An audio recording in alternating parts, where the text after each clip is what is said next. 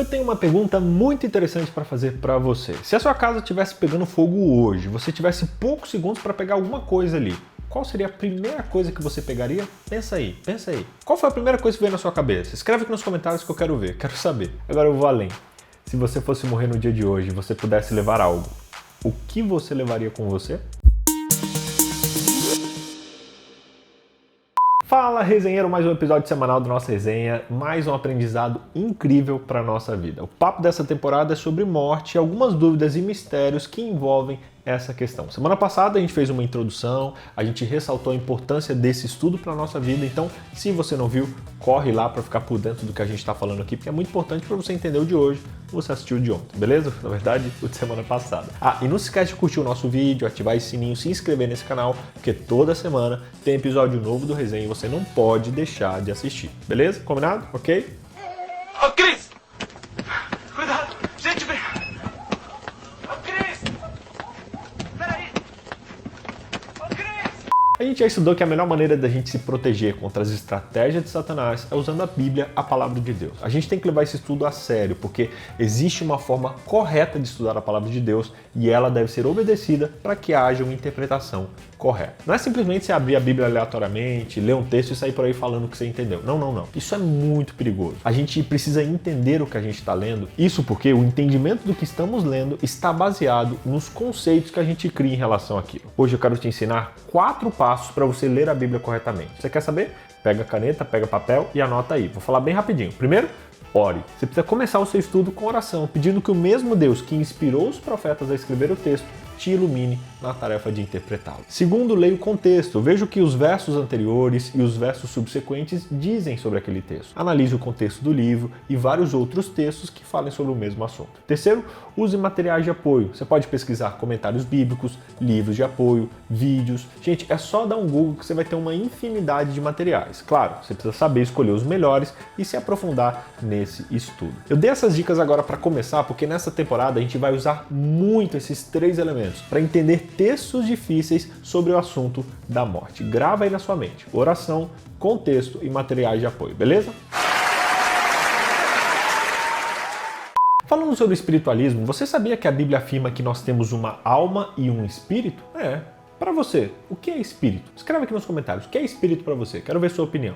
Escreve aí, escreveu? A Bíblia cita diversas vezes 3 componentes que nós temos: corpo, alma e espírito. Inclusive, na própria criação, Deus seguiu 3 ideias sequenciais para nos criar. Primeiro, ele formou o corpo físico do pó da terra. Em seguida, ele soprou o fôlego de vida nas narinas, Finalmente, quando o corpo e a respiração se uniram, Adão se tornou uma alma vivente. E você entende a diferença de cada uma dessas definições, né? Não? Difícil, né?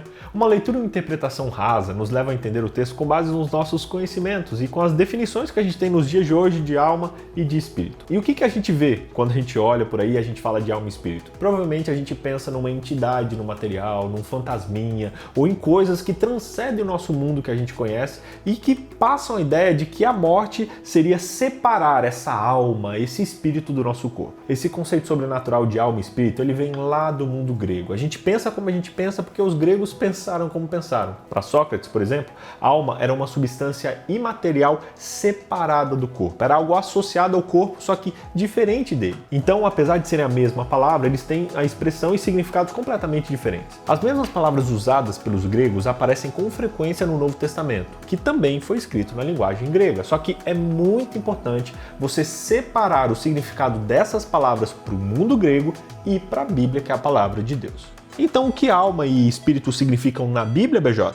Vem cá, vem que eu te explico. Vamos começar pela palavra espírito. No Novo Testamento, a palavra espírito ela vem do grego pneuma, que significa espírito ou sopro. E também tem uma segunda palavra que é a palavra pnoe, que significa fôlego, alento ou respiração. O seu equivalente no Antigo Testamento vem do hebraico ruá e neshma, ambos traduzidos como espírito, fôlego, alento ou respiração. Aqui já percebemos algo muito interessante. As palavras que ao serem traduzidas originam o termo espírito no Antigo Testamento, ruá, e fôlego, neshama, são frequentemente associadas, como por exemplo em Jó 27, verso 3, o que nos leva ao seu significado que, de acordo com a Bíblia, espírito é a força vital que faz o corpo funcionar. É o que nos faz deixar de ser um conjunto de matéria inanimada. A palavra espírito no Novo Testamento, pneuma, é paralela à palavra ruá no Antigo Testamento. Tiago 2,26 deixa isso bem claro. Ele diz que a partir do momento que o espírito sai, o corpo está morto. João 19, verso 30 também diz que assim que o espírito saiu do corpo de Jesus,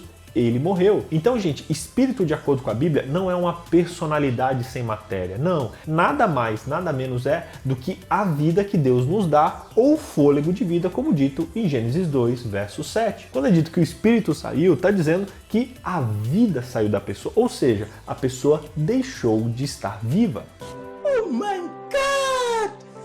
Wow! A segunda palavra que a gente precisa entender bem é a palavra alma. A palavra usada quando a Bíblia se refere à alma vem do grego psique, e o seu equivalente no Antigo Testamento é a palavra hebraica nefesh. Ambos são traduzidos para o português como alma, como vida ou como pessoa. As versões da Bíblia variam como traduzem as palavras. Isso porque quando a gente muda o idioma original de um livro, é necessário um estudo profundo dos costumes, dos hábitos, da cultura daquela época. O texto de Ezequiel 18, verso 4, por exemplo, cita o termo psique 4 vezes. Algumas versões traduzem como alma, outras versões como pessoa, como é o caso da versão Nova Almeida atualizada. A palavra alma usada no Novo Testamento, psique, ela tem o mesmo significado que o termo paralelo do Antigo Testamento. Aplicado à natureza humana, a palavra alma significa simplesmente vida ou pessoa. Alguns outros exemplos nos ajudam a entender melhor. Paulo, por exemplo, ele garantiu aos passageiros do naufrágio que ninguém perderia a alma, a vida. E o texto diz que todas as 276 almas, ou seja, pessoas que estavam no barco, sobreviveram. Gente, eles não tinham morrido, eles estavam vivos. E a palavra usada aqui é a mesma palavra usada para falar alma, ou seja,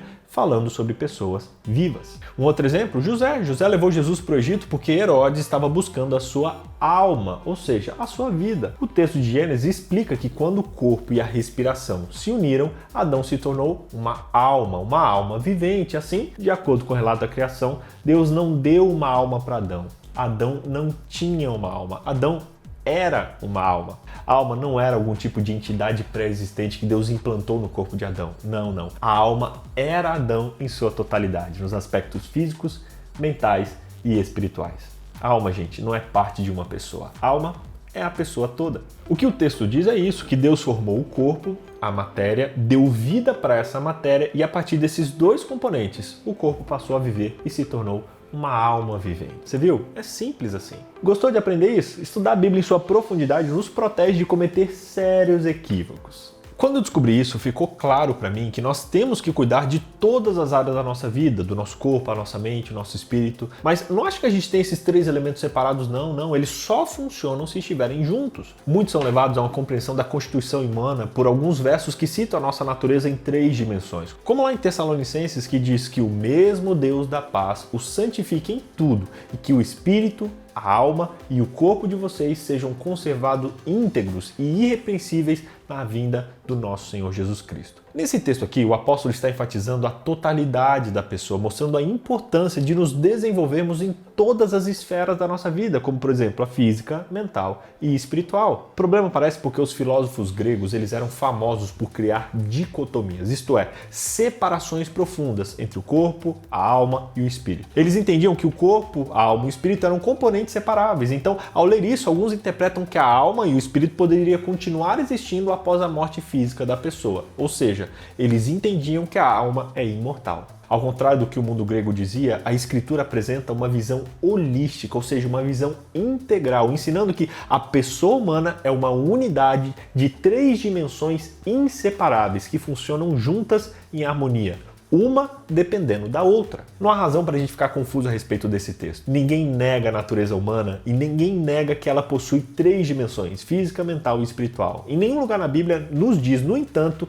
que um aspecto do ser humano pode funcionar ou viver independente dos outros. Gente, nenhuma parte da Bíblia ensina que a dimensão da alma ou do espírito é consciente e imortal e deixa o corpo após a morte. A gente não vê isso na palavra de Deus. A gente pode concluir, portanto, que 1 Tessalonicenses 5, verso 23 está enfatizando a totalidade da pessoa, ao dizer que santifique-se em tudo, no espírito, na alma e no corpo. Ele está dizendo que você conserve tudo isso de maneira íntegra. O ser humano precisa de um cérebro físico para pensar, e com esse cérebro físico é capaz de desenvolver um forte relacionamento com Deus. Você viu só como a Bíblia é incrível? É só você estudar que você consegue entendê-la perfeitamente. Resumindo, primeiro, estude a Bíblia com oração, analisando o contexto e utilizando materiais de apoio. Segundo, a palavra espírito representa força vital que faz o corpo funcionar. Não é uma personalidade sem matéria, não. Nada mais, nada menos do que a vida que Deus nos dá ou o fôlego de vida.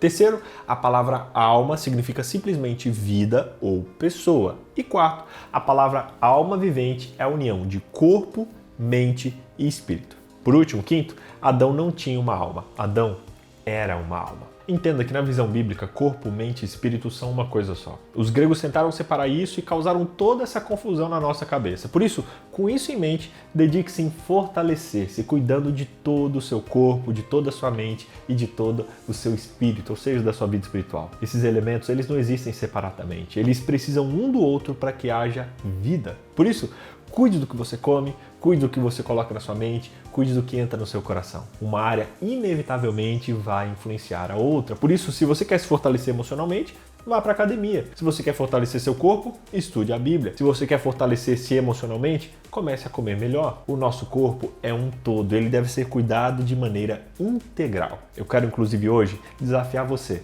a, durante essa semana, colocar em prática uma ação para fortalecer cada uma dessas três áreas. Pode ser algo simples, mas eu não posso terminar esse estudo sem te ajudar a traçar um caminho para que você seja fortalecido. Escreva num papel ou, se tiver coragem, escreva aqui nos comentários uma ação prática que você vai fazer para fortalecer seu corpo, fortalecer sua mente e fortalecer seu espírito. Pode ser, quero ir na academia 3 vezes essa semana. Eu quero ler um livro essa semana.